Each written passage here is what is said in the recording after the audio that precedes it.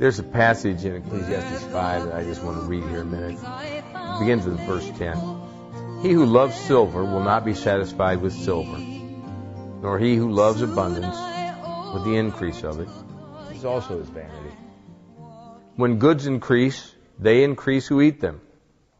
So what profits have the owners except to see them with their eyes?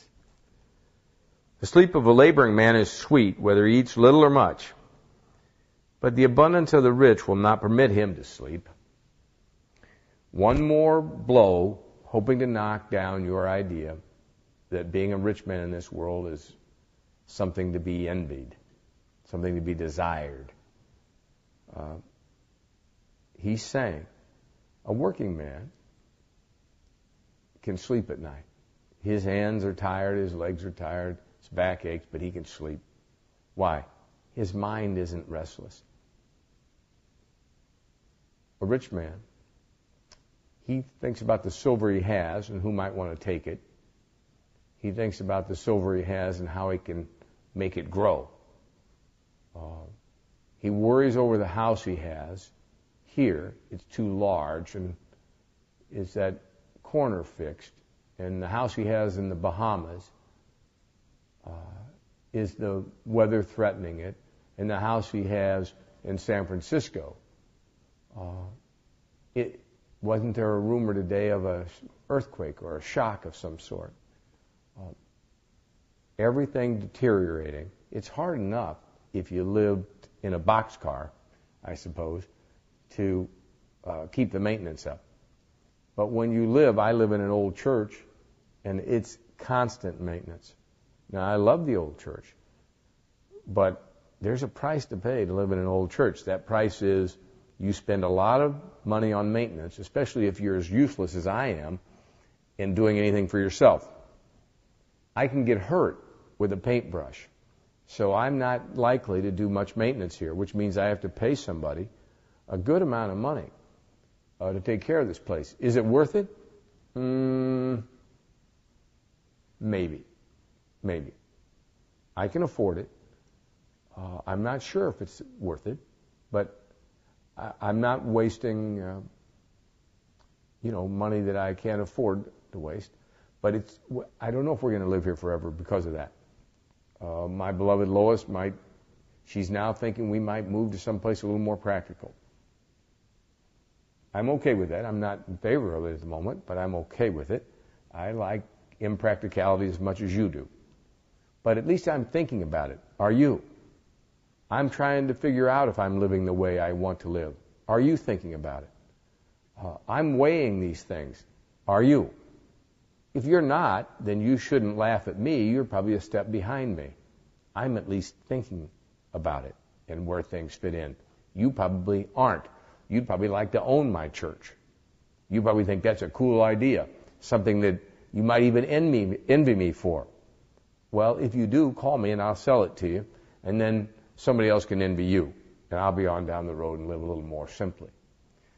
I say that because the writer of Ecclesiastes wants us to see that it's vanity. Mr. Bunyan, sitting in prison, in Bedford prison, above that bridge that leads to that little burg in the 1660s, wants us to see that it's all vanity. And when he describes this world, he wants us to remember that as Christians, we're in this world, but not of this world. Let me say it again. I'm in this world, but I'm not of this world. You know why? My citizenship is in heaven. Philippians 3, verse 20, I think it is. Philippians 3:20. Our citizenship is in heaven. Yesterday I came across a term I'd never seen before, and I intend never to forget. I'm calling myself from now on, if people say, where are you from? I'm saying I'm a Zionian. I like that term, a Zionian, somebody who's from Zion. I'm on my way to Zion. I'm a citizen of Zion, and I'm headed home. Now, I believe that with all my heart. I'm a citizen now of Zion. My citizenship is in heaven. I'm convinced by the Bible's wisdom that I am now registered in heaven. I'm just not there yet. But I want to go home. I belong there. This world's too hard on me. As I've said to you before, I've had an abusive relationship with this world. I'm kind of tired of it. The world kicks me whenever I'm down. Whenever I need its help, it laughs at me. It's never been anything but just beat the crud out of me. And I'm going to go live in the shelter. I'm not putting up with it anymore. I'm not going to let them come home and beat me around the house, call me names, and make me feel bad, and destroy all my dreams. I'm going to the shelter, wait out my time. I'm going home where I belong. I'm going to Mount Zion, just like our hero in here. Now, one of the curious things about living in this world, I can say to you, we're in this world, but not of this world. I didn't come to this world to create trouble. But you know what? You create trouble by thinking differently. If you find Christians, and they say it to me all the time, now, Bill, you know, we have to sort of blend. Blend? No. You're supposed to be different than the world. No blending. No, the world can blend occasionally with us and look like they're Christians when they're not. Let them do something good. Let them be hypocrites. Let them pretend. That's their blending. Whoever sold you on this idea that you're a Christian and somehow your idea is to fit into this world, you don't fit. Your citizenship is in heaven. How can you fit in a country you don't belong to? No wonder they don't like you. It's always hurtful to me when people don't like me. I'm like you. We all want to be liked. But then Lois will say to me, what did you expect? You aren't one of them. They hated Christ, and he was unhateable. There's some things about me you could dislike just on the surface, for heaven's sake. Even before you got to know me, when you could find some things you could really dislike. Christ was completely unhateable. Perfect. Never did anybody any harm, and they killed him. Then along comes somebody following him like me, who's not so likable, who does a lot of things that you could easily detest.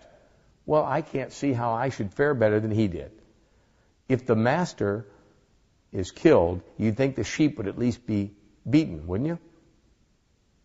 If you're a Christian out there, shouldn't you be looking for that beating? Isn't that what the Bible says? Paul suffered what? He got beat for 39 stripes on more than one occasion. He was stoned and left for dead. He was hungry. He was in trouble in peril from people outside the church. He was in peril from people inside the church. Friends betrayed him. And you want better. Yesterday, somebody was a friend of mine, a dear friend of mine actually, said something terribly wicked to somebody else I know about me. Just something terribly wicked. Untrue and terribly wicked. And very thoughtless. And I was kind of discouraged by it. My wife said to me, this is what you always talk about. Shouldn't you have expected this? What I'm surprised at, she said, is that they said anything kind about you before they said the wicked thing. Now think about that. What wisdom it is to have a good wife. Listen, without that wife, I'm sunk. I'll tell you that. And that helped me yesterday. She was surprised they said one good sentence about me. Kind of perked me up. She said the lies look like they come naturally to them. I'm just surprised they could kind of preface it with something nice. That's a beautiful way to look at this world and a very Christian way to look at it. If I'm going to be slandered, why can't you be slandered? Why wouldn't you expect it? Why wouldn't you expect people to give you motives that you don't have for something you don't even know you're doing? People will say, that man has an agenda. I only have one stinking agenda today, and that's to ruin your earthly dream. I've already told you that. I've been upfront about it. I don't have another agenda. I just want you to get your mind off of it.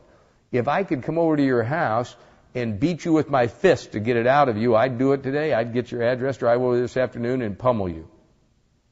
Okay? But John's looking at me like it's not a Christian thing to do. So I'm not going to do that unless you call me and insist on it. I'll come over and eat dinner and beat you with these things till you can't stand it. Because I want you to get your mind off of the dream that somehow in this world you're going to find happiness. If you love silver, you'll never be satisfied with it. If you have 10 houses, you'll want number 11.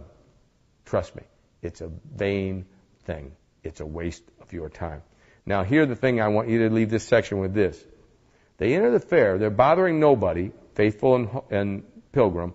The town itself is as if we're in a hubbub about them, and that for several reasons. When we come back, I'm going to explain to you the reasons that the town, the whole world, got upset over our hero.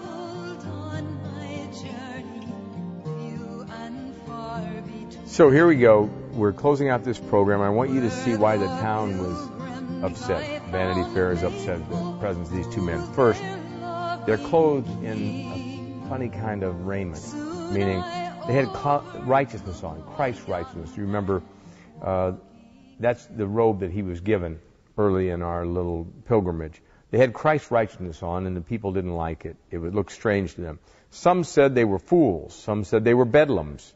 Some said they were outlandish men. If a Christian's really living as a Christian, some people ought to be complaining that you're causing bedlam, you're upsetting the world, that there are some ideas you have that just don't sit well with the common folk. Secondly, they didn't like their speech. They spoke the language of Canaan, the people did, and he didn't speak that language. And it upset the people that he didn't talk like they talk.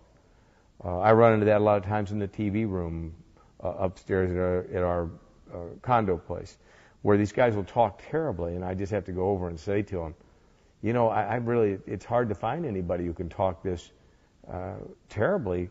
If there's two of you in the same room, I wish you'd stop it because it's offensive. Well, they don't like me because of it, and I laugh about it, and I'm friends with a lot of them, but I try to stop that talk because it's not good for them or me. Thirdly, they didn't want their merchandise. They didn't put any stock in the things of this world that everybody puts stock in. There's a passage in Psalm 119, I think, verse 37, where David says, Lord, take my eyes off worthless things. Worthless things, he means all the things that you and I really love in this world. They're worthless. They're vain. They're light as the air. They're not worth worshiping, folks, and they're hardly worth owning, to be honest, if I saw it correctly, and you did. Please do this. Please consider your life. I've tried to ruin your dream. If I haven't, tune in next week, and I'll have another go at it. Thanks. Pilgrims, I found faith.